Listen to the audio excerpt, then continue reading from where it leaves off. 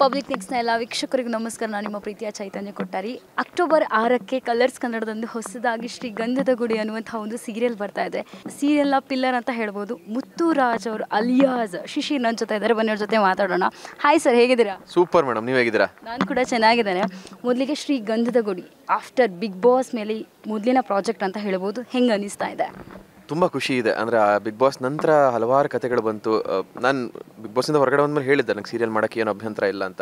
But ಏನಾದರೂ ಒಂದು exclusive ಕತೆ ಬೇಕು ಅಂತ ಹುಡುಕ್ತಾ ಇದ್ದೆ, ಅಥವಾ ಏನಾದರೂ ಡಿಫ್ರೆಂಟ್ ಆಗಿರೋ ಒಂದು ಕಥಾಹಂದ್ರ ಬೇಕು ಅಂತ ಹುಡುಕ್ತಾ ಇದ್ದೆ. ಆಗಿದ್ದಾಗ ಹಲವಾರು ಕತೆಗಳು ಬಂದಾಗ ರೆಗ್ಯುಲರ್ ಪ್ಯಾಟರ್ನ್ ಅಲ್ವಾ ಇದು, ಯಾಕೆ ಮತ್ತೆ ಒಂದು ಹೀರೋಯಿನ್ನು ಒಂದು ಇದು ಏನಕ್ಕೆ ರೆಗ್ಯುಲರ್ ಪ್ಯಾಟರ್ನ್ ಬಿಟ್ಟೇನಾದರೂ ಮಾಡೋಣ ಅಂತ ವೇಟ್ ಮಾಡಿದೆ. ಸೊ ಆ ಟೈಮಲ್ಲಿ ಬಂದಂಥದ್ದೇ ಶ್ರೀ ಗಂಧದ ಗುಡಿ. ನನಗೆ ಆ್ಯಕ್ಚುಲಿ ಗಂಧದ ಗುಡಿ ಮೀಟಿಂಗ್ ಹೋಗ್ಬೇಕಾದ್ರೆ ಅವ್ರು ಹೇಳಿದ್ರು 4 ಜನ ಅಣ್ಣ ತಮ್ಮದಿರು ಇರ್ತಾರೆ ಅಂತ ಹೇಳಿದ್ರು. ನಾನೇನು ಅನ್ಕೊಂಡೆ, ಬೇಡಪ್ಪ ಕರೆದಿರೋದಕ್ಕಾದ್ರೂ ಬೆಲೆ ಕೊಟ್ಬಿಟ್ಟು ಹೋಗಿ ಆಮೇಲೆ ಇಲ್ಲ ಅಂತ ಹೇಳ್ಕೊಂಡು ಮಾಡೋಣ ಅಂತ ಅಂದ್ಕೊಂಡಿದ್ದೆ ನಾನು. ಬಟ್ ಅಲ್ಲಿ ಹೋದಾಗ ನಾನು ಯಾವಾಗ ಕತೆ ಕೇಳಿದಾಗ ನಾನು ನಿಜವಾಗ್ಲೂ ಇದನ್ನು ನಾನು ಮಾಡಲೇಬೇಕು, ಏನಾದರೂ ಆಗಲಿ. 4 ಜನ ಹೀರೋಯಿನ್ ಇದ್ರೇನು ತೊಂದರೆ ಇಲ್ಲ, ಹೀರೋಸ್ ಇದ್ರೇನು ತೊಂದರೆ ಇಲ್ಲ. ಈ ಪಾತ್ರನ ನಾನು ಮಾಡಿದ್ರೆ ತುಂಬ ಚೆನ್ನಾಗಿರುತ್ತೆ, ನನಗೆ ತುಂಬ ಚೆನ್ನಾಗಿ ಒಪ್ಪುತ್ತೆ ಈ ಪಾತ್ರ, ಇದು ನಾನು ಪ್ರೆಸೆಂಟ್ ಮಾಡಲೇಬೇಕು ಅಂತ ತುಂಬ ಖುಷಿಯಿಂದ ಒಪ್ಕೊಂಡಂಥ ಪ್ರಾಜೆಕ್ಟ್ ಇದು. ನೀವು ಅವಾಗಲೇ ಹೇಳಿದಾಗೆ 4 ಜನ, ನಿಮ್ಮ ಮನೇಲಿ 5 ಮುತ್ತುಗಳಿದ್ದಾವೆ ಅಂತ ಹೇಳ್ಬೋದು. ಅದರಲ್ಲಿ ಮುತ್ತುರಾಜ ನೀವು. ಇವಾಗ ಶಿಶಿರ ಅಂತ ಹೇಳಿ ಬಂದಾಗ ಎಲ್ರಿಗೂ ಒಂಥರ ಲವರ್ ಬಾಯೇ ನೆನಪಾಗೋದಿದೆ. ಸೊ ಈ ಸೀರಿಯಲಲ್ಲಿ ಮುತ್ತುರಾಜನಿಗೆ ಮುತ್ತು ಕೊಡೋಳು ಯಾವಾಗಾದರೂ ಬರ್ತಾರಾ ಅನ್ನುವಂಥದ್ದು? ಮೇಡಮ್, ಮನೇಲಿ ತುತ್ತು ಕೊಡೋರು ಇಲ್ಲ, ನಮಗೆ ಮುತ್ತು ಕೊಡೋರು ಇಲ್ಲ ಮೇಡಮ್. ಇಬ್ಬರೂ ಕಳ್ಕೊಂಡಿದ್ದೀವಿ ನಾವು. ಅಂದರೆ ತುತ್ತು ಕೊಡೋರನ್ನ ಕಳ್ಕೊಂಡಿದ್ದೀವಿ, ಮುತ್ತು ಕೊಡೋರು ಇನ್ನೂ ಬಂದಿಲ್ಲ. ಸದ್ಯಕ್ಕೆ ಬರಲ್ಲ, ಮುಂದಕ್ಕೆ ಬರ್ಬಹುದೇನೋ ಗೊತ್ತಿಲ್ಲ ನನಗೆ. ಬಟ್ ತಮ್ಮಂಗೆ ಮುತ್ತು ಕೊಡೋಳು ಬರ್ತಾಳೆ, ನನಗೆ ಬಂದಿಲ್ಲ. ಓಕೆ, ಪ್ರೋಮೋದಲ್ಲಿ ನೋಡಿದ ಪ್ರಕಾರ ತಮ್ಮನಿಗೆ ಮುತ್ತು ಕೊಡೋಳು ಬರ್ತಾಳೆ.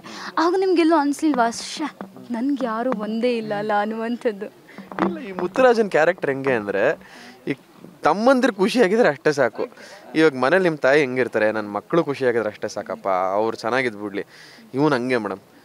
ಇವನಿಗೆ ಏನೂ ಆಗಲಿಲ್ಲ ಅಂದ್ರೂ ಪರವಾಗಿಲ್ಲ, ಇವನಿಗೆ ರಾತ್ರಿ ಊಟಕ್ಕೆ ಒಂದು ಚಪಾತಿ ಕಡಿಮೆ ಆದರೂ ಅಂದ್ರೂ ಪರವಾಗಿಲ್ಲ, ತಮ್ಮಂದ್ರೆ ಹೊಟ್ಟೆ ತುಂಬ ತಿಂದು ಮಲಗಬೇಕು ಅನ್ನೋ ಮನಸ್ಥಿತಿ ಇರುವಂಥ ಪಾತ್ರ ಒಂದು. ಸೊ ಅವನಿಗೆ ತಮ್ಮಂದ್ರೆ ಖುಷಿನೇ ಇನ್ನೆಲ್ಲದಕ್ಕಿಂತ ಮೀರಿದ್ದು ಖುಷಿ ಅವನಿಗೆ ತಂದು ಕೊಡುತ್ತೆ.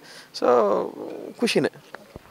ನಿಮ್ಮ ಪ್ರೋಮೋದಲ್ಲಿ ಆಗಿರ್ಬೋದು, ಪೋಸ್ಟರಲ್ಲಿ ಆಗಿರ್ಬೋದು, ಶಿಶಿರ್ ಅವರನ್ನು ನಾವು ಬೇರೆ ರೀತಿಯಲ್ಲಿ ನೋಡ್ತಾ ಇದ್ದೀವಿ. ಇವನ್ ಕಾಸ್ಟ್ಯೂಮ್ ವೈಸ್ ಕೂಡ ಮೇಸ್ತ್ರಿ ಕ್ಯಾರೆಕ್ಟರ್ ಮಾಡ್ತಾ ಇದ್ರು ಅಂತ ಹೇಳಿ ಗೊತ್ತಾಯಿತು. ಸರ್, ಎಷ್ಟು ಕಷ್ಟ ಈ ಮೇಸ್ತ್ರಿ ಕ್ಯಾರೆಕ್ಟರ್ ಅನ್ನುವಂಥದ್ದು, ಹೇಗೆ ಸ್ಟ್ರಗಲ್ ಇದೆ ಈ ಸೀರಿಯಲಲ್ಲಿ ಅನ್ನುವಂಥದ್ದು? ಕಷ್ಟ ಇದೆ ಮೇಡಮ್. ಆ್ಯಕ್ಚುಲಿ ಪ್ರತಿಯೊಂದು ಪ್ರೊಫೆಷನ್ಗೂ ಅದೇ ಕಷ್ಟ ಇರುತ್ತೆ. ಬಟ್ ನಮಗೆ ಗೊತ್ತಿರಲ್ಲ ಅಷ್ಟೇ, ಅದನ್ನ ಎಕ್ಸ್ಪೀರಿಯನ್ಸ್ ಮಾಡಿದಾಗಲೇ ಗೊತ್ತಾಗೋದು. ಇಲ್ಲೂ ಒಂದಷ್ಟು ಆ ಥರದ ಸೀನ್ಗಳಿದ್ವು. ಸಿಮೆಂಟ್ ಕಲಿಸೋದಾಗಿರ್ಬೋದು, ಮೇಸ್ತ್ರಿಗೆ ಸಂಬಂಧಪಟ್ಟಂಥ ಒಂದಷ್ಟು ಸೀನ್ಗಳಿದ್ವು. ಅದನ್ನು ಮಾಡಬೇಕಾದ್ರೆ ನನಗೆ ನಿಜವಾಗ್ಲೂ ಅನಿಸಿದ್ದು, ಇಷ್ಟು ಧೂಳಲ್ಲಿ ಅಷ್ಟು ಬಿಸಿಲಲ್ಲಿ ಕೆಲಸ ಮಾಡ್ತಾರಲ್ಲ, ನಿಜವಾಗ್ಲೂ ಅವ್ರಿಗೆ ಹ್ಯಾಟ್ಸ್ ಆಫ್. ನಾವೊಂದು ಯಾವುದೋ ಒಂದು ಮನೇನ ಪೂರ್ತಿ ಕನ್ಸ್ಟ್ರಕ್ಟ್ ಆದಮೇಲೆ ಅಲ್ಲಿ ಒಳಗೆ ತುಂಬ ಖುಷಿಯಿಂದ ಇರ್ತೀವಿ. ಬಟ್ ಆ ಕನ್ಸ್ಟ್ರಕ್ಷನಿಂದ ಎಷ್ಟು ಜನರ ಶ್ರಮ ಇರುತ್ತೆ ಅನ್ನೋದು ನನಗೆ ಈ ಸೀನ್ಗಳೆಲ್ಲ ಮಾಡಿದಾಗ ಗೊತ್ತಾಯಿತು. ಯಾಕಂದರೆ ಒಂದು ಇಟ್ಟಿಗೆನ ಇಟ್ಟು ಅದನ್ನು ಅಲ್ಲಿಂದನೇ ಶುರುವಾಗುತ್ತೆ, ಅದನ್ನ ಪ್ರೋಸೆಸ್ ಅಲ್ಲಿಂದನೇ ಶುರುವಾಗುತ್ತೆ. ಸೊ ಈ ಮೇಸ್ತ್ರಿ ಅನ್ನೋನು ಇದೆಲ್ಲದಕ್ಕೂ ನಿಂತ್ಕತಾನೆ. ಸೊ ಪ್ರತಿದಿನ ಧೂಳು, ಆ ಸಿಮೆಂಟು, ಆ ಮಣ್ಣು, ಆ ಬಿಸಿಲು, ಅಪ್ಪ ನಮಗೆ ಸೀನ್ ಮಾಡಬೇಕಾದ್ರೇ ಅಷ್ಟೊಂದು ತುಂಬ ಹಿಂಸೆ ಆಗ್ತಾಯಿತ್ತು. ಬಟ್ ಅವರು ನಿಜವಾಗ್ಲೂ ಹ್ಯಾಟ್ಸ್ ಆಫ್ ಹೇಳಬೇಕು ಆ ಥರದೊಂದು ಪ್ರೊಫೆಷ್ನಲ್ ಇರೋರಿಗೆ. ಮನೆಯಲ್ಲಿ ಅಮ್ಮ ಯಾರೂ ಇರಲ್ಲ, ನಿಮಗೆ ಒಬ್ಬರು ಮೇನ್ ಸ್ತಂಭ ಅಂತ ಹೇಳಿದರೆ ಅಪ್ಪ. ನಿಮ್ಮದು ಅಪ್ಪ 20 ರೂಪಾಯಿ ಸಿಕ್ಕಿದ್ರೆ ಯಾವ ಪ್ಯಾಕೆಟಲ್ಲಿ ಕುಡಿಲಿಕ್ಕೆ ಸಿಗುತ್ತೆ ಅಂತ ಹೇಳಿ ಹುಡ್ಕೊಂಡು ಹೋಗ್ತಾರೆ. ಇವ್ರ ದಿನ ಖರ್ಚಿಗೋಸ್ಕರ ಏನು ಮಾಡ್ಕೊಳ್ತಾರೆ, ಯಾರ ಹತ್ರ ಕೇಳ್ತಾ ಇರ್ತಾರೆ, ದೊಡ್ಡ ಮಗ ನೀವಲ್ವಾ? ಸೊ ನೀವು ಯಾವತ್ತೂ ಕೂಡ ಅವ್ರಿಗೆ ಸಲಹೆ ಕೊಟ್ಟಿಲ್ಲ, ಪಾಪ ಹೀಗೆ ಮಾಡಬಾರ್ದು, ಕುಡಿಬಾರ್ದು ಅನ್ನುವಂಥದ್ದು?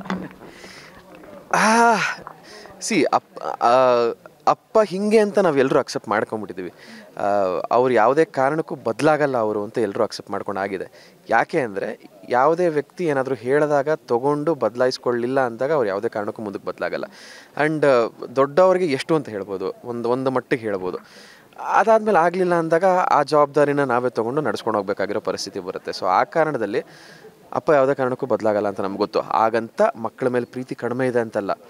ನಮ್ಮ ಮುಂದೆ ಎಷ್ಟೇ ಬೇಜವಾಬ್ದಾರಿಯಿಂದ ನಡ್ಕೊಂಡ್ರು, ನಮ್ಮ ಬಗ್ಗೆ ಯಾರಾದರೂ ಮಾತಾಡಿದಾಗ ನಮ್ಮ ಮುಂದೆ ರಿಯಾಕ್ಟ್ ಮಾಡಲಿಲ್ಲ ಅಂದ್ರೂ, ನಾವು ಯಾರೂ ಇಲ್ಲದೆ ಇದ್ದಾಗ ಹೋಗಿ ಅವ್ರ ಕ್ಲಾಸ್ ತೊಗೋತಾರೆ.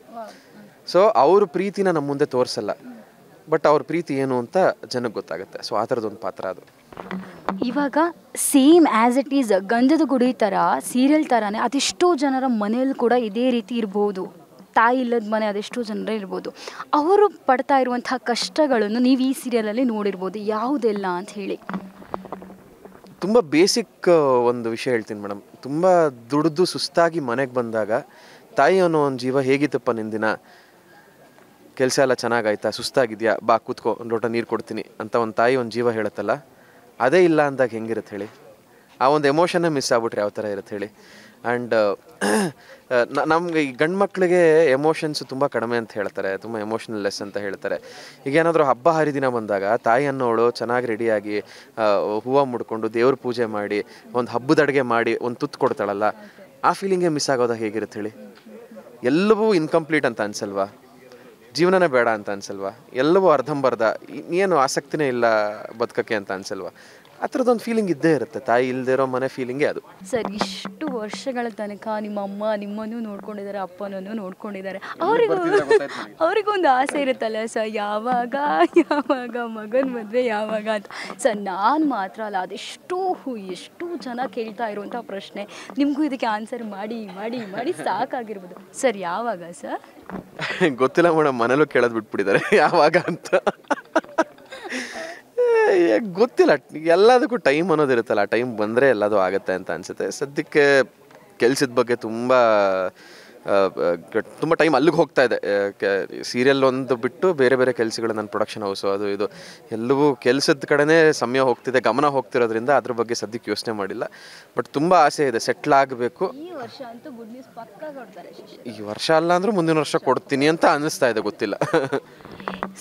ಇವಾಗ ಸೋಷಿಯಲ್ ಮೀಡಿಯಾ ಜವಾನ ಅಂತ ಹೇಳ್ಬೋದು. ಯಾವ ರೀತಿ ಅಂತ ಹೇಳಿದ್ರೆ, ಸೋಷಿಯಲ್ ಮೀಡಿಯಾದಲ್ಲಿ ಸಿಕ್ಕಾಪಟ್ಟೆ ಕ್ಯೂಟ್ ಪೇರ್ ಅಂತ ಹೇಳಿ ಟ್ರೆಂಡ್ ಆಗ್ತಾ ಇರೋದು ಶಿಶಿರ್ ಮತ್ತು ನಮ್ಮ ಕ್ಯೂಟಿ ಪಾಯ್ ಐಶ್ವರ್ಯ ಅವರು. ಸರ್, ನೀವೇ ಜೋಡಿ ಆದರೆ ಚೆನ್ನಾಗಿರುತ್ತೆ ಅಂತ ಹೇಳಿ ಎಲ್ಲರ ಅಭಿಪ್ರಾಯ, ತುಂಬ ಕಮೆಂಟ್ಸ್ ನಿಮಗೂ ಬಂದಿರ್ಬೋದು. ಸೊ ಇದಕ್ಕೆ ಏನು ಹೇಳ್ತೀರಾ? ನಮಗೆ ನೀವಿಬ್ಬರೇ ಗುಡ್ ನ್ಯೂಸ್ ಕೊಟ್ಟರೆ ನಮಗೂ ಖುಷಿ. ನಮ್ಮದ್ರಲ್ಲೇ ಬ್ರೇಕಿಂಗ್, ಎಲ್ಲದರಲ್ಲೂ ಹೋಗಿದೆ ಬ್ರೇಕಿಂಗ್ ಬಿಡಿ, ಆಗದಿದ್ರೇ ಹೋಗಿದೆ. ಬಟ್ ಏನು ಹೇಳ್ತೀರಾ ಇದಕ್ಕೆ? ಏನಿಲ್ಲ ಮೇಡಮ್, ಅಂದರೆ ಇದು ನಮ್ಮನ್ನು ನೋಡಿ ಖುಷಿ ಪಡ್ತಾರಲ್ಲ, ಅದಕ್ಕೆ ನಂಗೆ ತುಂಬ ಖುಷಿ ಇದೆ. ನಾವು ಏನೇ ಒಂದು ಚಿಕ್ಕ ರೀಲ್ ಮಾಡಿ ಹಾಕಿದ್ರು ಅದಕ್ಕೆ ಶೂಟ್ ಮಾಡಬೇಕು ಅಂತ ಅವಶ್ಯಕತೆ ಇಲ್ಲ. ನಾವು ಸುಮ್ಮನೆ ಇಂಪ್ರಾಂಪ್ಟು ನಿಂತ್ಕೊಂಡೇನೋ ಒಂದು ರೀಲ್ ಮಾಡಿ ಹಾಕಿದ್ರು ಅದನ್ನು ಮಿಲಿಯನ್ ಗಟ್ಟಲೆ ಓಡಿಸ್ತಾರೆ ಜನ. ಅಷ್ಟು ಒಳ್ಳೊಳ್ಳೆ ಕಮೆಂಟ್ಸ್ ಹಾಕ್ತಾರೆ. ಒಂದು 100 ಕಮೆಂಟಲ್ಲಿ ಒಂದು 10 ಕಮೆಂಟ್ ಕೆಟ್ಟದಿದ್ರು 90 ಕಮೆಂಟ್ ಅಷ್ಟು ಒಳ್ಳೇದಿರುತ್ತಲ್ಲ, ಅಷ್ಟು ಚೆನ್ನಾಗಿ ಬ್ಲೆಸ್ ಮಾಡ್ತಾರಲ್ಲ, ತುಂಬ ಖುಷಿ ಇದೆ. ಬಟ್ ಆ ರಿಯಲ್ ಲೈಫ್ ಜೋಡಿ ಆಗೋದಂತ ನೀವೇನು ಹೇಳ್ತಿದ್ರು, ಅದಕ್ಕೆ ಒಂದು ಕ್ಲಾರಿಟಿ ಬೇಕು. ಯಾಕಂದರೆ ಇದು ನಾವು ಮಾತ್ರ ಅಲ್ಲ, 2 ಫ್ಯಾಮಿಲಿಗಳು ಸೇರೋವಂಥ ವಿಷಯ ಇದು. ಸೊ ಆ ಕ್ಲಾರಿಟಿ ಇನ್ನೂ ಬಂದಿಲ್ಲ ಅಂತ ಅನಿಸುತ್ತೆ. ಆ ಕ್ಲಾರಿಟಿ ಬಂದಾಗ ಎಲ್ಲವೂ ಆಗುತ್ತೆ ಅಂತ ನಂಗೆ ಅನಿಸುತ್ತೆ. ನೋಡೋಣ, ಈಗ ಸದ್ಯಕ್ಕೆ ಕೆಲಸ ಅಷ್ಟೇ. ಸರ್, ನೀವಿಬ್ಬರು ಒಂದು ವಿಡಿಯೋ ಮಾಡಿ ಬಿಡ್ತೀರಾ ಎಲ್ಲ ಕ್ಲಾರಿಟಿ ಕೊಡಬೇಕು ಅಂತ ಹೇಳಿ. ಆ ಟೈಮಲ್ಲೂ ಕೂಡ ಎಲ್ಲರೂ ಹೇಳಿರೋದು ನೀವೇ ಮದುವೆ ಆಗಿ ಅನ್ನುವಂಥದ್ದು ಕೆಲವೊಂದು ವಿಷಯಗಳು. ಅದರ ಜೊತೆಗೆ ಏನು ಅಂತ ಹೇಳಿದರೆ, ಐಶ್ವರ್ಯ ಅವರು ಯಾವತ್ತೂ ಕೂಡ ಹೇಳೋ ಪ್ರಕಾರ ನನ್ನ ಲೈಫಲ್ಲಿ ನನಗೆ ಬೆಸ್ಟ್ ಗಿಫ್ಟ್ ಅಂತ ಹೇಳಿದ್ರೆ ಶಿಶಿರ್ ಅನ್ನುವಂಥದ್ದು. ಸೊ ನಿಮ್ಮಿಬ್ಬರ ಪೇರ್ ಎಲ್ರಿಗೂ ಕೂಡ ತುಂಬಾ ಇಷ್ಟ ಆಗಿದೆ. ಅದು ರಿಯಲ್ ಪೇರ್ ಆದರೆ ಇನ್ನೂ ಖುಷಿ ಅನ್ನುವಂಥದ್ದು. ಸೊ ಐ ಹೋಪ್ ಸದ್ಯದಲ್ಲೇ ಸಿಗ್ಬೋದು ಗುಡ್ ನ್ಯೂಸ್. Let's see. ಗೊತ್ತಿಲ್ಲ. ಓಕೆ, ಇವಾಗ ಕಿರುತೆರೆ ಹಿರಿತೆರೆಯಲ್ಲೂ ಮಿಂಚ್ಲಿಕ್ಕೆ ರೆಡಿಯಾಗಿ ನಿಂತಿದ್ರೆ, ಸೊ ಅದರ ಬಗ್ಗೆ ಏನು ಹೇಳ್ತೀರಾ? ಮೇಡಮ್, ಅಲೆವಾ ಮೋಡ ಅನ್ನೋ ಒಂದು ಪ್ರಾಜೆಕ್ಟು, ಮಹತ್ವಾಕಾಂಕ್ಷೆಯ ಪ್ರಾಜೆಕ್ಟ್ ನನಗದು. ತುಂಬ ವರ್ಷಗಳ ನಂತರ ಒಂದು ದೊಡ್ಡ ಬ್ಯಾನರು, ದೊಡ್ಡ ಪ್ರೊಡಕ್ಷನ್ ಹೌಸು, ಅದ್ಭುತವಾದಂಥ ನಿರ್ದೇಶಕ ಸತೀಶ್ ಪ್ರಧಾನ್ ಅವರು ನಿರ್ದೇಶನ ಮಾಡ್ತಿರೋಂಥ ಸಿನಿಮಾ ಅದು. ತಾಯಿ ಮಗನ ಸೆಂಟಿಮೆಂಟ್ ಮೇಲೆ ಸಿನಿಮಾ ಹೋಗುತ್ತೆ. ತುಂಬ ರೇರ್ ಕಾನ್ಸೆಪ್ಟ್ ಅದು. ನಾವು ಧನಂಜಯ ಅವ್ರದ್ದು ಒಂದು ಸಿನಿಮಾ ನೋಡಿದ್ವಿ, ರತ್ನನ್ ಪ್ರಪಂಚ. ಅದಾದಮೇಲೆ ತಾಯಿ ಮಗನ ಸೆಂಟಿಮೆಂಟ್ ಸಿನಿಮಾ ಒಂದಷ್ಟು ನೋಡೋದಕ್ಕೆ ಸಿಕ್ಕಿಲ್ಲ ನಮಗೆ.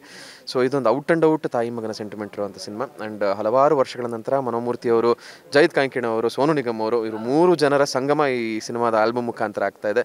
ಅದ್ಭುತವಾದ ಹಾಡುಗಳು, ಅದ್ಭುತವಾಗಿರುವಂಥ ಕತೆ, ಒಳ್ಳೊಳ್ಳೆ ಪರ್ಫಾರ್ಮರ್ಸು. ನಮ್ಮ ನಾಗಮಂಡಲ ವಿಜಯಲಕ್ಷ್ಮಿ ಅವರು ತಾಯಿ ಕ್ಯಾರೆಕ್ಟರ್ ಮಾಡ್ತಾ ಇದ್ದಾರೆ. ಸೊ ಅದ್ಭುತವಾಗಿರುವಂಥ ಕತೆ, ಸದ್ಯದಲ್ಲೇ ಬರ್ತಾ ಇದ್ದೀರಾ. ಓಕೆ, ಕೊನೆಯದಾಗಿ ಅಕ್ಟೋಬರ್ 6ಕ್ಕೆ ರಾತ್ರಿ 8 ಗಂಟೆಗೆ ಕಲರ್ಸ್ ಕನ್ನಡದಲ್ಲಿ ನಿಮ್ಮ ಶ್ರೀಗಂಧದ ಗುಡಿ ಸೀರಿಯಲ್ ಬರ್ತಾ ಇದೆ. ಎಲ್ರಿಗಿರುತ್ತೆ, ಇಷ್ಟು ಸೀರಿಯಲ್ ಬಂದಿದೆ, ಯಾಕಪ್ಪ ಈ ಸೀರಿಯಲ್ ನೋಡ್ಬೇಕು ಅನ್ನುವಂಥದ್ದು ಎಲ್ಲರ ತಲೆಯಲ್ಲಿ. ಯಾಕೆ ಸರ್ ಈ ಸೀರಿಯಲ್ ನೋಡಬೇಕು? ಮನೆಯ ನೈಜ ಎಮೋಷನ್ಸ್ನ ತುಂಬ ನೈಜವಾಗಿ ಬಿಚ್ಚಿಟ್ಟಿದ್ವಿ. ಎಲ್ಲೂ ಆಡಂಬರ ಇಲ್ಲ, ಎಲ್ಲೂ ವೈಭವೀಕರಣ ಇಲ್ಲ. ಎಕ್ಸಾಜುರೇಟ್ ಮಾಡ್ದಂಗೆ ತುಂಬ ನೇರವಾಗಿ ಎಮೋಷನ್ಸ್ನ ತೆರೆದಿಟ್ಟು, ಗಂಡು ಮಕ್ಕಳಾಗಿ ನಮಗೂ ಎಮೋಷನ್ಸ್ ಇದೆ, ನಮಗೂ ಭಾವನೆಗಳಿದೆ, ನಮಗೂ ಅಳು ಬರುತ್ತೆ, ನಮಗೂ ಯಾರೂ ಇಲ್ಲ, ನಾವೇ ನೋಡ್ಕೋತಾ ಇದ್ದೀವಿ, ನಮಗೂ ತೊಂದರೆಗಳಿದೆ, ನಮ್ಮ ಎಮೋಷನ್ಸ್ನ ನೀವು ನೋಡಿ ಕನೆಕ್ಟ್ ಆಗ್ತೀರಾ ಅನ್ನೋ ಒಂದು ಕಾನ್ಸೆಪ್ಟ್ ಮುಖಾಂತರ ನಾವು ಬರ್ತಾ ಇದ್ದೀವಿ. ಸೊ ಈ ಎಲ್ಲ ವಿಭಿನ್ನವಾದ ವಿಷಯಗಳನ್ನು ಹೇಳ್ಕೊಂಡು ಬರ್ತಿರೋದ್ರಿಂದ ಈ ಎಮೋಷನ್ಸೇ ಸೀರಿಯಲ್ ಆಡಿಯನ್ಸ್ಗೆ ಹೊಸದಿದ್ದು. ಸೀರಿಯಲ್ ಆಡಿಯನ್ಸ್ಗೆ ಯಾವಾಗಲೂ ಹೆಣ್ಣು ಮಕ್ಕಳ ಎಮೋಷನ್ಸು ಅಥವಾ ಅದರ ಸುತ್ತ ಹೋಗುವಂಥ ಕಥೆನ ನೋಡಿ ನೋಡಿ ಅಭ್ಯಾಸ. ಸೊ ಇಲ್ಲಿ ಗಂಡು ಮಕ್ಕಳ ಎಮೋಷನ್ ಸುತ್ತ ನಡೆಯುವಂಥ ಒಂದು ಕತೆ, ಅಲ್ಲಿ ಒಂದು ಹೆಣ್ಣು ಎಂಟ್ರಾದಾಗ ಅವಳು ಅದನ್ನು ಹೆಂಗೆ ಚೇಂಜ್ ಮಾಡ್ತಾಳೆ ಅನ್ನೋ ಒಂದು ಕತೆ. ಸೊ ಎಲ್ಲ ವಿಭಿನ್ನ ಲೈನ್ಗಳನ್ನ ಇಟ್ಕೊಂಡು ಬರ್ತಿರೋದ್ರಿಂದ ಗಂಧದ ಗುಡಿ ತುಂಬ ಅದ್ಭುತವಾಗಿ ಆಗುತ್ತೆ ಅನ್ನೋ ಒಂದು ನಂಬಿಕೆ ನನಗಿದೆ. ಸೊ ದಯವಿಟ್ಟು ಎಲ್ಲರೂ ಅಕ್ಟೋಬರ್ 6ನೇ ತಾರೀಕಿಂದ ರಾತ್ರಿ 8 ಗಂಟೆಗೆ ಕಲರ್ಸ್ ಕನ್ನಡದಲ್ಲಿ ಶ್ರೀಗಂಧದ ಗುಡಿನ ನೋಡಿ ಅಂತ ಕೇಳ್ಕೊತೀನಿ. ಕೊನೆಯದಾಗಿ ಸರ್, ಬಿಗ್ ಬಾಸ್ ಕಂಟೆಸ್ಟೆಂಟ್ ಆದ್ರಿಂದ ಕೇಳ್ತಾ ಇದ್ದೇನೆ, ನಿನ್ನೆ ಅದ್ಧೂರಿಯಾಗಿ ಲಾಂಚ್ ಆಗಿದೆ ಬಿಗ್ ಬಾಸ್. 19 ಜನ ಮನೆ ಒಳಗಡೆ ಕಾಲಿಟ್ಟಿದ್ದೀರಾ. ಅದರ ಜೊತೆಗೆ ಒಂದು ಪ್ರೋಮೋದಲ್ಲಿ ಬಿಗ್ ಟ್ವಿಸ್ಟ್ ಕೂಡ ಸಿಕ್ಕಿದೆ. ಸೊ ಎಲಿಮಿನೇಟ್ ಆಗ್ತಾರೆ ಅನ್ನುವಂಥದ್ದು. ನಿಮ್ಮ ಫೇವ್ರೆಟ್ ಕಂಟೆಸ್ಟೆಂಟ್ ಯಾರು ಅಷ್ಟು ಜನರಲ್ಲಿ ಅನ್ನೋದು? ಮೇಡಮ್ ಸದ್ಯಕ್ಕೆ ಫೇವ್ರೆಟ್ಸ್ ಅಂತ ನನಗೆ ಗೊತ್ತಾಗ್ತಿಲ್ಲ. ನಂಗೆ ಹಂಗಿದೆ ಅಂತ ಅನ್ಸಿದ್ದು ಸುದೀಪ್ ಸರ್ದು ಒಂದು ಅನ್ನಿಸ್ತು. ಅದು ಬಿಟ್ಟು ಅಮಿತ್ ನನಗೆ ಅನ್ನಿಸ್ತು. ಅಮಿತ್ ನನಗೆ ಒಂದು ಇಂಟರ್ವ್ಯೂಲಿ ಅಷ್ಟೇ ಪರಿಚಯ ಆಗಿದ್ದ ಆ ವ್ಯಕ್ತಿ, ಬಟ್ ಆ ಇಂಟರ್ವ್ಯೂ ಮಾಡ್ತಾ ಅವ್ರು ಏನು ಅಂತ ನನಗೆ ಗೊತ್ತಾಯಿತು. ಸೊ ಹಾಗಾಗಿ Amit will be a very good contestant ಅಂತ ನಂಗೆ ಅನ್ನಿಸ್ತು.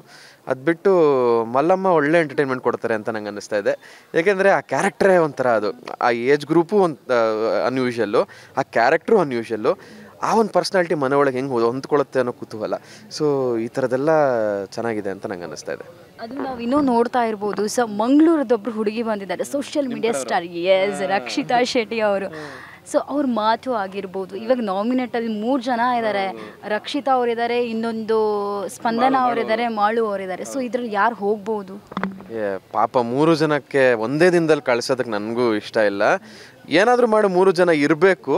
ಒಂದು ವಾರ ಆದಮೇಲೆ ಅವರಲ್ಲಿ ಯಾರು ಅನ್ಡಿಸರ್ವಿಂಗು ಅವ್ರು ಹೋಗಲಿ. ಬಟ್ ಸ್ಪಂದನ ಅವ್ರ ವಿಷಯ ತೊಗೊಂಡ್ರು ಅವರು ತುಂಬ ವರ್ಷಗಳಿಂದ ಇಂಡಸ್ಟ್ರಿಲಿದ್ದಾರೆ, ತುಂಬ ಕಷ್ಟಪಟ್ಟಿದ್ದಾರೆ, ಅವರು ತುಂಬ ಪಾತ್ರಗಳನ್ನು ಮಾಡಿದ್ದಾರೆ. ಆ್ಯಂಡ್ ಈ ಹುಡುಗಿ ಬಿಗ್ ಬಾಸ್ಗೆ ಒಂದು ಬೇರೆ ರೀತಿಯಾದಂಥ ಚಾರ್ಮೆ ತಂದುಕೊಡುತ್ತೆ ಅಂತ ಹೇಳ್ಬೋದು ರಕ್ಷಿತಾ ಅವರು. ಆ್ಯಂಡ್ ಮಾಳು ಒಂದು ದೇಸಿ ಪ್ರತಿಭೆ. ಅದು ಅವ್ರು ಕಂಟಿನ್ಯೂ ಆದರೆ ಬಿಗ್ ಬಾಸಲ್ಲಿ ಬೇರೆ ಬೇರೆ ಹಾಡುಗಳನ್ನ ಕೇಳೋ ಸೌಭಾಗ್ಯ ಜನಕ್ಕೆ ಸಿಗುತ್ತೆ ಅಂತ ಅನ್ಸುತ್ತೆ, ಅವ್ರ ಕಡೆ ಹಾಡುಗಳನ್ನ. ಸೊ ಈ ಥರದ್ದೆಲ್ಲ ಕ್ಯಾರೆಕ್ಟರಿಸ್ಟಿಕ್ಸ್ ಡಿಫ್ರೆಂಟಾಗಿದ್ದಾವೆ. ಸೊ ಇವ್ರನ್ನ ಒಂದೇ ದಿನದಲ್ಲಿ ಕಳ್ಸೋದು ಬೇಡ, ಒಂದು ವಾರ ನೋಡಲಿ. ಒಂದು ವಾರ ನೋಡಿದ್ಮೇಲೆ ಯಾರಾದರೂ ಹೋದರೆ ಓಕೆ ಅಂತ ನಂಗೆ ಅನಿಸುತ್ತೆ. ಸರ್, ನಿಮ್ಮ ಸೀಸನಲ್ಲಿ ಈ 3 ಜನರಲ್ಲಿ ಒಂದು ರಕ್ಷಿತ್ ಅವ್ರು ಏನಾದರೂ ನಿಮ್ಮ ಜೊತೆ ಇಡ್ತಾ ಇದ್ರೆ ಹೆಂಗೆ ಇರ್ತಿತ್ತು ನಿಮ್ಮ ಸೀಸನ್ ಅನ್ನುವಂಥದ್ದು? ಮೀನು ಸಾರಿಗೆ ಸಿಹಿ ಹಾಕಿ ಇದು ಶುಗರ್ ಹಾಕಿ ಕೊಡ್ತಾ ಇದ್ರು ಅವರು. ಎಕ್ಸಾಕ್ಟ್ಲಿ, ಅವ್ರು ಆ ರೀತಿ ಎಲ್ಲ ಕುಕ್ಕಿಂಗಲ್ಲಿ ಎಕ್ಸ್ಪರ್ಟ್. ಅವರು ಮೀನಿಗೆ ಸಕ್ಕರೆ ಹಾಕ್ತಾರೆ, ಚೆನ್ನಾಗೆಲ್ಲ ಅಡುಗೆ ಮಾಡ್ಬೋದಿತ್ತೇನೋ ಅಲ್ವಾ? ಅಡುಗೆ ಮನೆಗೆ ಅವಳನ್ನೇ ಉಸ್ತುವಾರಿ ಮಾಡ್ತಿದ್ದೆ ನಾನು ಹಂಗಿದ್ರೆ ನಮ್ಮ ಸೀಸನಲ್ಲಿ ಇದ್ದಿದ್ರೆ. ಯಾಕಂದರೆ ಅಡುಗೆ ಕಿತ್ತಾಟನೇ ಇರ್ತಿರ್ಲಿಲ್ಲ, ಎಕ್ಸ್ಟ್ರಾ ಬೇಕು ಅಂತ ಯಾರೋ ಕೇಳ್ತಾನೆ ಇರಲಿಲ್ಲ ಅವಾಗ. ಮಜಾ ಇರೋದು ಮೇಡಮ್. ಏನಕ್ಕೆ ಗೊತ್ತಾ, ಆ ಥರದೊಂದು ಪಾತ್ರ ವ್ಯಕ್ತಿ ಈ ಥರ ಗುಂಪಲ್ಲಿ ಇರಬೇಕು.